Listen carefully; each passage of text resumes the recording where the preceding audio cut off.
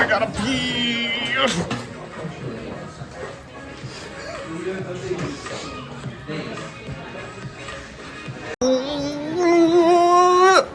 Halt.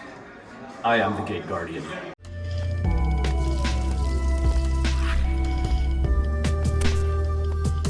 Good afternoon, Jank enthusiasts. I'm MBT, and this is 10-Minute Testing. As you'd better know by now, I have a Patreon. Every month, members of my Patreon vote on a 10-minute testing suggested by higher tier members of my Patreon. I figured this arrangement, the rich make the decisions while the poor vote between the decisions that the rich find palatable, would really resonate with my American viewers. And it has! This month they've decided to see what can be done with a world premiere archetype, Gate Guardian. Gaslight, gatekeep, girl boss. So here's the list, and we've synthesized this from a ton of different regional and local tops, which is honestly the best you're going to get here. As always, I'll give you a background about the archetype, a little bit of a discussion about what I hope the deck can do, and of course, the card by card. But first, this video is sponsored by Yu-Gi-Oh! Pro Deck. Yu-Gi-Oh! Pro Deck is the #1 place to go if you need a pack simulator, a card database, or want to read a wealth of strategy articles. They also post breakdowns and lists from every major TCG and Master Duel tournament, including the Master Circuit series. Give them a look at www.ygoprodeck.com. With that, let's get into Gate Guardian.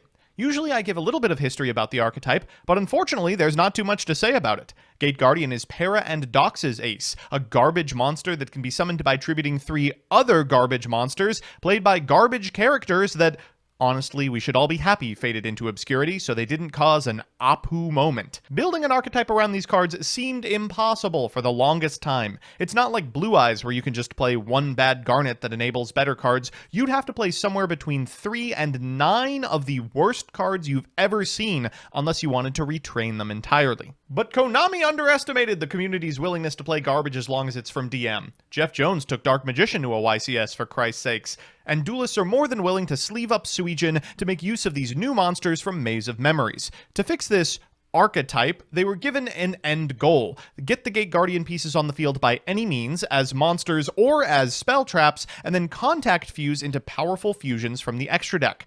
Thankfully, this archetype's bosses are shockingly competent, and we've been blessed with a series of enablers to get them there early and often. Because they list the pieces as material, we can also make use of Fusion Deployment and Elemental Hero Prisma to do some gaslighting, girl bossing, and of course, Gate Guardianing. So with that, let's get into the card by card. First up, the Gate Guardian pieces. Each one has the exact same effect. During damage calculation on your opponent's turn, if this card is being attacked, you can target the attacking monster, make that target's attack 0 during damage calculation only, and this can only be used once while this card is on the field. We're playing 1 Sangha, 2 Kazejin, and 2 Suijin, because the Suijin and Kazejin fusion is much better. We're playing 3 copies of Labyrinth Heavy Tank. This card can be normal summoned without tributing, can't attack the turn it's normal summoned, and during your main phase you can put a Sangha of the Thunder, Kazejin, or Suijin that is banished during your hand or deck face up in your spell and trap zone as a continuous spell. If you control a Labyrinth Wall card, you can also destroy a monster your opponent controls. You will get those by activation of Shadow Ghoul of the Labyrinth. This card can be discarded to add a Labyrinth Wall from your deck to your hand, and then at the start of the damage step, if your opponent's monster battles while you control a Labyrinth Wall card, you can banish it from your graveyard to destroy that opponent's monster. That's a hard once per turn, but Labyrinth Wall Shadow is not. Monsters can't attack the turn they're summoned except monsters whose original level is 5 or higher, and then once per turn during your main phase, you can place a Song of the Thunder, Kazejin, or Suijin that is banished during your hand or deck face up in your spell trap zone as a continuous spell, and at the start of your opponent's battle phase, you can target a monster your opponent controls with less than 1600 attack and destroy it. After that, we've got 3 copies of Elemental Hero Prisma, which can reveal a fusion monster from the extra deck, send a material to the graveyard, and its name becomes that until the end of the turn, and 2 Magician Souls and 2 Illusion of Chaos. This is fantastic in this deck because all of the spell traps can be banished to add pieces. After that, we've got 2 Nibiru, 3 copies of Fusion Deployment, reveal a fusion monster in your extra deck, special summon from your hand or deck one of the fusion materials listed on that card, and you can't special summon anything from the extra deck except fusions the turn you activate it. 3 A Hero Lives, because Prisma is an elemental hero. 1 copy of Terraforming, 3 copies of Double Attack Wind and Thunder. If you control a Gate Guardian monster, you can target a card on the field, destroy it. During your main phase, you can banish this card from your graveyard to add a Song of the Thunder, Kazejin, or Suijin that is banished in your deck to your hand. This card makes your ultimate fusion into Drident. 1 copy of Prey of the Jirai Guma, which can be special summoned as a normal monster to a main monster zone in its same column. Then can destroy a monster your opponent controls in that column. It can be banished from the graveyard, like the former, to add one of the pieces from your deck to your hand. 3 evenly matched and 3 infinite impermanents. In the extra, we've got a slew of 7s and stuff like a Rise Hard and Link monsters that could conceivably come up, but the stars of the show are the fusions. Kazajin and Suijin make Gate Guardian of Wind and Water. This, of course, has to be special summoned by banishing the above cards you control, and then once per chain, when your opponent activates a spell, trap, or effect on the field, you can negate that effect, and that can be used twice per turn. If this face-up special summoned card in its owner's control leaves the field because of an opponent's card, you can special summon a banished Kazajin or Suijin. 2 copies of Gate Guardian of Thunder and Wind. This has to be special summoned by banishing Sangha of the Thunder and Kazajin, and during your main phase, you can add a spell trap that mentions Sangha, Kazajin, and Suijin. You can only use that effect of Gate Guardian of Thunder and Wind once per turn, and of course, this floats into either Sangha or Kazajin. 1 copy of Gate Guardian of Water and Thunder. This one sucks ass. It can be special summoned by banishing the cards you control, and then once per chain, you can target a face-up monster your opponent controls, change this attack to 0 till the end of the turn, and that can be used twice. Floats into Suijin or Song of the Thunder. Finally, 2 copies of Gate Guardians Combined. This is all 3, and of course, when your opponent activates a card or effect that targets a card you control, you can negate it, and if you do destroy that card, that can be used thrice per turn. If this card leaves the field because of an opponent's card, you can special summon a level 11 or lower Gate Guardian monster from your deck or extra, ignoring its summoning conditions. In the side, we've got some Kaijus alongside Interrupted Kaiju Slumber, some Lightning Storms, a Dark Hole, and a Harpy's Feather Duster. So with that, let's jump into the games. Our first match is up against Bystial Dragonlink, and this pretty much showcases the biggest weakness of this deck out of the starting gate. We are going first, and we're going to begin with a copy of Shadow Ghoul. We're going to go ahead and grab ourselves a copy of Labyrinth. We'll activate the effect of the Labyrinth in order to put in our back row a copy of Sangha of the Thunder, set 3, and pass. This is one of those 2-turn setups you hear about sometimes. They're going to go for a Starliege Seifert, and then make a Black Dragon Collapse Serpent. They'll go into Striker Dragon, triggering the effect of the Black Dragon Collapse Serpent to grab a White Dragon Wyver Burster, and a copy of Boot Sector Launch, which they will now activate. Afterwards, we're going to activate the effect of the Boot Sector Launch to summon both a Tracer and a Caliber, go into a Romulus. We'll go ahead and Infinite Impermanence that, and then after Resolution, they are going to go ahead and use Baldrake. They're going to banish our monster. We'll summon Jirai Gumo here, but it doesn't exactly do what we want. They'll go into a Pisty, followed by a Wyver Burster, followed by a Triple Burst Dragon. We'll Infinite Impermanence the Pisty here, and then at point of resolution, they're going to go ahead and fire off the Lubellion. Shoot, I needed 1 fewer extender there. They're going to go for a Magnamut, activate its effect on field, bring back Lubellion, activate the effect of Lubellion, and then... I don't know how we beat this card. Okay, Branded Beast is outable. We're going to begin with the Illusion of Chaos we rip off the top. We're going to go for Magician's Souls, but that's a Sitting Duck for Borland. We'll activate Borland here, bringing back this Rocket Tracer. We'll go for Wall Shadow in order to set a Suijin, and then we'll make Gate Guardians Combined. We'll Tribute Summon Suijin. They'll activate Saronir, and I guess we will try and activate Prey of the Jirai Gumo here. They're going to chain Branded Beast. We'll chain Gate Guardians Combined. They'll chain Valor, and we'll chain Gate Guardians Combined. Thrice per turn, ladies and gentlemen. We'll go ahead and add a Kazajin to hand. They'll activate Saronir in order to set Rebranded to the graveyard, and oh right, it can't be destroyed by battle either. I don't think we have an out for this in our deck. They're going to go for Boot Sector Launch to bring back Caliber, and then they'll go for Borland to bring back this copy of Tracer. They'll activate the effect of the Tracer in order to pop this copy of Boot Sector Launch for a Recharger. They're going to make Borreload Savage Dragon, equipping it with a 3, before going for a Druis Worm, and then going for a Lubellion as well. That's going to go ahead and send it. We'll attempt to negate, but that's not really how it works. We can use Gate Guardians Combined to float here, except for the negation that's already on field in Borreload Savage Dragon. They get over almost everything here. Unfortunately, Suijin targets, so we can't use it for some hilarious math with Borland. That's a great draw. We'll go for Wall Shadow. They do burn the negate on it, but the Borland is enough to stop the heavy tank. That's a huge problem. Our second match is up against MathMech, and I sure hope we can beat Superfactorial because they have it. They're going to begin with a copy of Circular, setting a subtraction to the graveyard, then activating the effect of the Sigma in hand, triggering the effect of the Circular, and grabbing a Superfactorial. From here, they're going to overlay for an Alimbertion, activate the effect of the Alimbertion in order to grab from deck to hand a Diameter. After that, they're going to normal summon the Diameter, targeting the Circular, and then they'll probably go for a Disciple and a Splash Mage. Why are we doing Splash Mage? I don't... Oh, no! Folks, friends don't let friends make Heat Soul. We draw for turn, and maybe we can do this. We're going to begin with a copy of Labyrinth Wall Shadow. That's going to prompt a Heat Soul from our opponent. As we activate the effect of the Labyrinth Wall Shadow, our opponent's going to Superfactorial for 3. They're going to only get 2 here, because that Wall Shadow is going to set a Sangha of the Thunder to the back row. They'll go for Laplation here, sending a card from our hand to the graveyard, and they get fusion deployment. So we can go for a Hero Lives, which prompts the negate off the Laplacian, and then afterwards we can normal summon Labyrinth Heavy Tank. They have an effect failure, then they'll chain Masquerena, but that's fine. I am more than happy to just go to the battle phase here. We'll attack, and then in main phase 2, we're going to activate Shadow Ghoul in order to grab another Labyrinth Wall Shadow. We will set that and use its effect in order to grab from our deck a copy of Kazajan. We'll make a Gate Guardians combined and pass back to our opponent. Feeling pretty good about this one. They draw for turn. Sigma, I just need a whiff for 1 turn, and we get it. Oh, thank goodness. Elemental Hero Prisma, crazy here. We're going to go for Labyrinth Wall Shadow, normal summon the Prisma, activate the Prisma, effect revealing Wind and Water, send a Kazajan. That's going to be prompted with an Infinite Impermanence, but oh, that targets. From here, we can go into a Wind and Water, go to the battle phase, and attack over. Things are looking up for the Gate Guardians. Things have ceased looking up for the Gate Guardians. We're going to go for the float effects here. Our opponent has Called by the Grave for 1, so we are just going to get the Suijin in here. Afterwards, going to be able to fire off the Triple Tactics Talents. Don't draw. Oh, exactly. That is circular.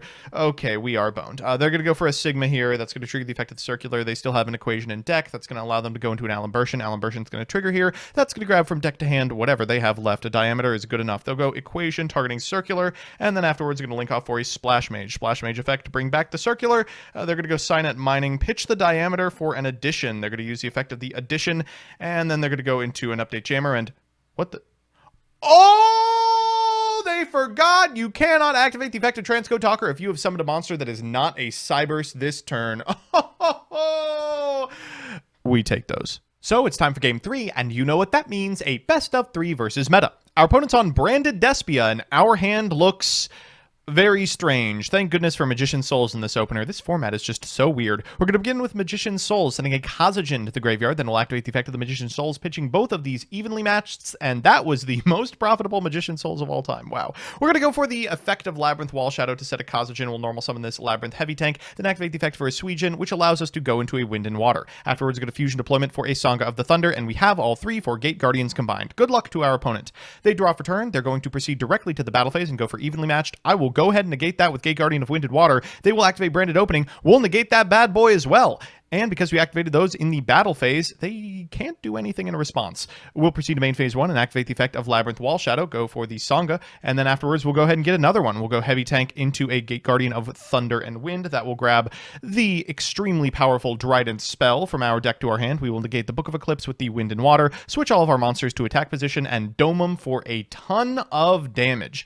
Woo! So it's time for game 2, and ooh, I do not like the look of this one. Our opponent's going to begin with a copy of Albion the Shrouded Dragon. That's going to send an Albaz to the graveyard. They'll draw a card, then fire off an Allure, finding a McCourier. Oh, that's nice. They'll go for Kit. They're going to activate Fusion Deployment. Hey, that's my card! To go into Cartesia, then they're going to normal summon this copy of Kit, activate the effect for a Branded Fusion, and then afterwards they're going to fire it off to go into, you guessed it, Lubellion. They're going to trigger the effect of the Lubellion and the Tragedy in sequence in order to grab from deck to hand and add Libidum and make a Mirror Jade, and then afterwards they're going to go for the effect of the Blazing Cartesia in order to make a Garginual. They'll activate that effect in order to send an Albion, then activate the effect of the Albion for a Branded in red. This is devastating. Yeah. We draw for turn, and we do have the Dark Hole, which is something. The Garnets in our opener. We're going to go for the effect of Labyrinth Wall Shadow. We are going to set from our deck a copy of Kazajan. We're going to normal summon a Heavy Tank. They're going to activate Branded Banishment in order to grab a Mirror Jade. Then they'll Mirror Jade our copy of Labyrinth Tank. We're going to go for the Wall Shadow once again off the Ghoul. That's going to set to our back row a copy of Suijin. We'll go for Fusion Deployment here to reveal to get Sangha of the Thunder, and then afterwards we're going to fire off a Branded in red. They're going to go for a copy of Guardian Chimera, then activate the effect of the Guardian Chimera and the effect of this copy of Mirror Jade in sequence. They'll draw a bunch of cards. We'll go for Gate Guardian Combined. They'll try and banish it. We'll activate the effect of Gate Guardian Combined, but the card they drew was Ash Blossom. You gotta be kidding me. So it's time for that all-important game 3, and oh, this hand's kind of a stinker. Not very explosive. We're going to go for the effect of Labyrinth Wall Shadow in order to set one of the pieces to our back row. Then we're going to normal summon Prisma, activate the effect, send a copy of Kazajan, and Wind and Water pass. That is going to have to be enough. Our opponent draws for turn. They are going to lead with a copy of Albion. That's fine. No skin off our nose. They'll go Branded Opening. We will negate. They'll go Branded in red, and yeah, I guess that's fine. They'll make Lubellion here, and then at point of resolution, they're going to activate Lubellion, which we will Infinite Impermanence, and then after that, they will activate the effect of Foolish Burial in order to send a Tragedy in order to grab an Aluber. That Aluber is going to be normal summoned and grab a Branded Fusion from deck to hand, and this is really strange. They value the triple tack over the Branded Fusion. okay, I guess the 2 cards could be crazy, but here they're not. That forces them to go to the end phase, and we actually might be able to do this one. When we draw for turn, we're going to normal summon this copy of Prisma after setting a Sangha of the Thunder to the back row. That's going to reveal Wind and Water again to send a Kazejin to the graveyard, and what do you know? We have all 3 for Gate Guardians combined. We're going to double attack Wind and Thunder in order to get the branded opening out of the graveyard. We're going to try to search and walk into an Ash Blossom. We'll go to battle, and we get over everything. Then we pass back to our opponent. They draw for turn. It's an Allure. They're going to begin with the Despian Tragedy in order to set back the branded fusion. Then they'll fire off the Blind Allure. Oh, they whiff. Oh, and Wind and Water will seal the deal. Oh, no. So we're back with the deck, and it's fine. My expectations were bottom of the barrel, so if we've reached lower third of the barrel, it's a win in my book. Let's do the pros and cons. First to the pros. 1. Labyrinth Wall Shadow is a surprisingly potent floodgate that can halt Xyz and Link decks in their tracks, giving you time to grind them out. 2. Wind and Water is absolutely devastating to some decks. With 2 negates per turn, it can shut some archetypes out completely. And 3. Combined is a huge asshole that is really hard to out without triggering the float. He can put in a lot of work versus some pretty popular decks. And the cons. 1. The Labyrinth engine is card hungry and bricky for the amount of power that it puts out. You have to supplement it with larger combos or defensive cards, otherwise it starts to crumble. 2. Gate Guardians combined is ashable, so if they have an out plus an ash, a lot of your boards are reduced to nothing. And 3. It can struggle to out untargetable monsters that can't be destroyed by battle or card effects. As you saw in the games, Borland or any 4,000 attack point towers is a death sentence. All in all, it's hilarious that this archetype is even remotely playable, but I don't expect it to be topping YCS's anytime soon. Have fun at locals. Thanks so much for watching. I'd like to give a quick shout out to my patrons, specifically Elena Tincher, Alex Dominguez, Alex Perea, Allison Elliott, Brett Henry, Bizen Queen, Chaotic Meatball, Crispy, Da Bears, DJ Elephant, Grant Curry, John Piet, Jordan Kuntz, King Magic Ruler, Knight Mary, Lookstone, Materiality, MBT Play Madolce, Melissa Sosi, Mike Carlotti, NH6574, Rose Lapine, Roos Mosquito, Solar Flare, Troy Says By Erasure is Gay, Vincent Storm, Wonder Waffle, and Yor. I couldn't have done it without you.